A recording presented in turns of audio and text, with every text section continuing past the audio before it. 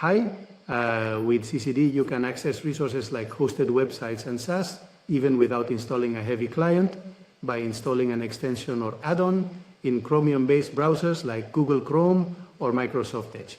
Let's see how it works with Google Chrome. The first thing we need to do is add the extension. We add it.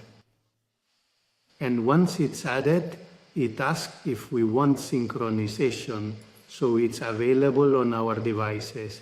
We are going to pin it to make it more accessible, and we have the usual invitation or startup process.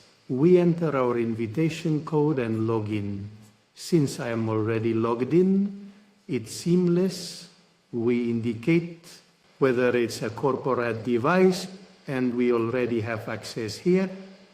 I can open my web server, and we see that the trust level is low. We will fix that now. So we see that we can access this web server. What we do to fix that is a new policy where we only take into account our security level for clientless users. In this case, we are going to check in the trust factors, only that Chrome is version 114 or higher, which is the current one. My Chrome was not updated. In fact, I just did it now. It tells me it's finished. Now I only have to restart it.